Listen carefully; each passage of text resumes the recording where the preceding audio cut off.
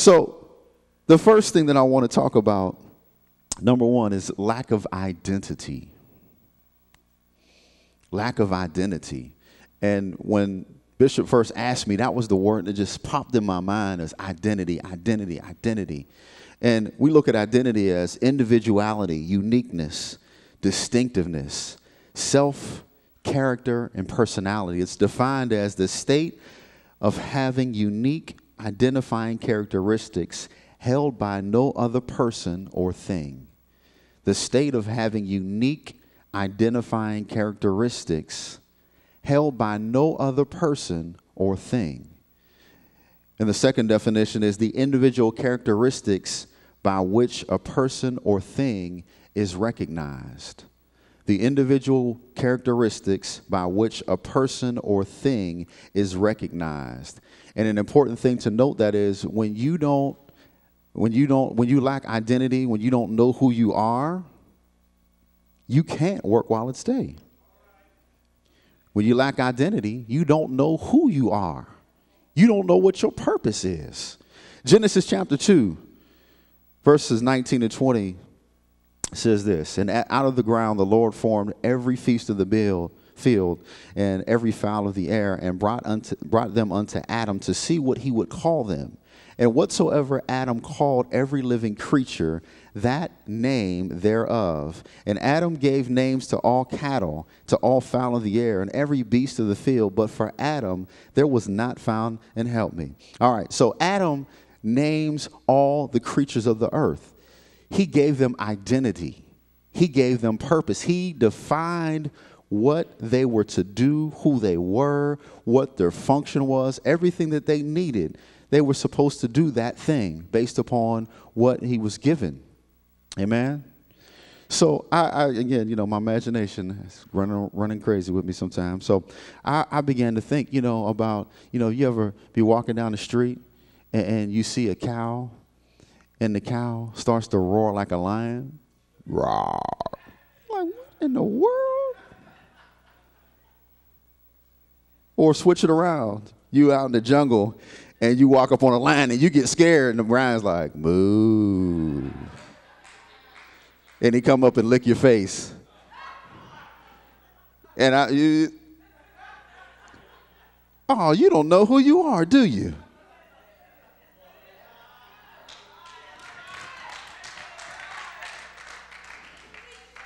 And that is what happens to a lot of us. We are walking through life not knowing who we are, giving off the wrong sound, doing the wrong thing, getting caught up with the wrong people because we don't know what our real identity is. And let's be honest. I'm going to just be honest. There are people who can look at you and see who you are and take advantage of the fact that you don't know who you are. So you better be careful, young people, who you get connected with, because you might think, oh, he loved me. No, he knows you don't know who you are.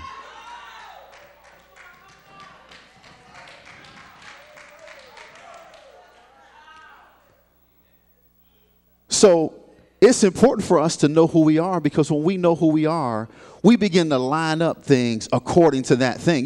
Different opportunities that come your way that may not be bad things. You might get a job opportunity. You might get an opportunity to go to a school, that you've been wanting to go to or you think is a good school. It might not be the place for you based upon who you are and what your assignment is. I'll never forget, I went to a Catholic school during grade school from kindergarten up to 5th grade, and I begged my parents to let me go to Rogers because it was creative and performing arts, and I played instruments and whatnot. Now, I did, get a good education and everything, but I can't really say that was the best opportunity for me, to be honest with you. I don't think that was the best thing for me. But I begged and pleaded, and I was like, yeah, y'all just don't know. I'm just, and how we do as young people, you go through that and manipulating your parents and everything like that.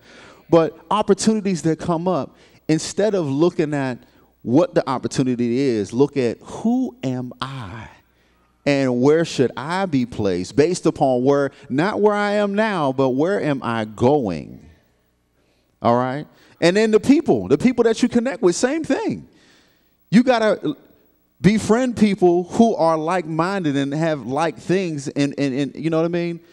So you can't just connect with somebody who sits next to you in class, because they might have some other things going on that you don't want to get connected with.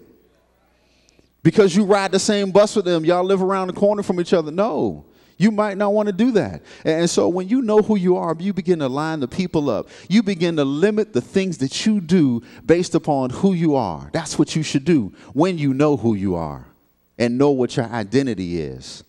We're supposed to get this from our parents. And if for some reason, that didn't happen for you, and be careful who you look to, though.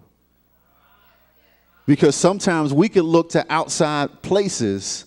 We look on the TV. How many of y'all watch young people watch Love and Hip Hop and Basketball Wives or Basketball Ex-Wives? They ain't no Basketball Wives. Yeah, Atlanta Housewives. All those different shows, we look to connect to somebody and see how they living. They used to put that show on Cribs and the show on BET, just showing how people live. And you think, oh man, that is great. That's what I want to get what they got. I want to do that. Not realizing God has a whole different purpose for your plan, for your life. And if you get caught up trying to chase down what they're doing, you mess up the whole plan for you. Now, God's going to bring you back. It's just, what have you gained and acquired in baggage and weighting you down that you're going to have to carry with you when you get it together? So don't look to the world to find your identity. Know that you're God's creation. You have to look to him. And looking to him, sometimes we have to look through the people that he sends in our life. Amen? And be careful, again, because as Bishop taught us many years ago, what you become is what you behold. You become what you behold. So what you're fixed on, that's what you gravitate to.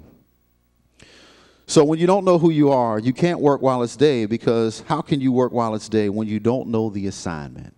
Number 2, the fear of correction. Again, we're talking about the 3 things that get in our way from working while it's day. Number 2, the fear of correction.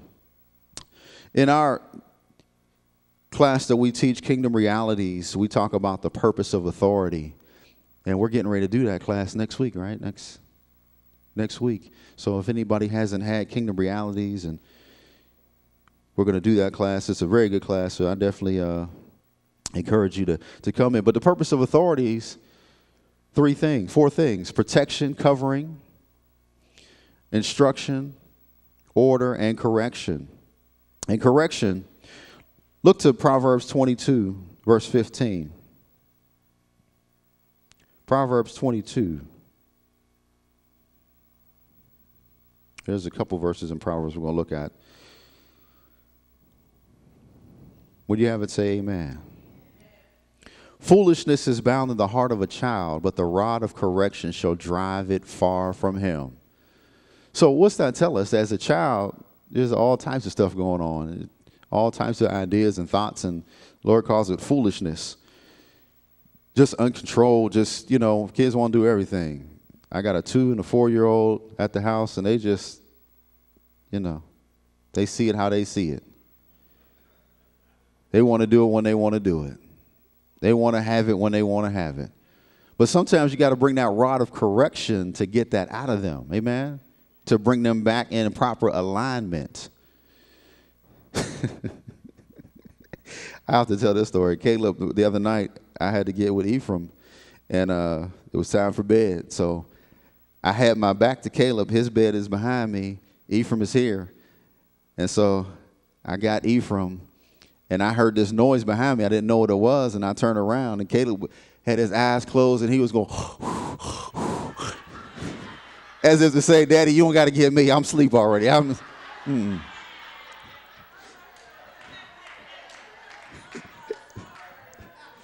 But that's what it is. That's that fear of correction.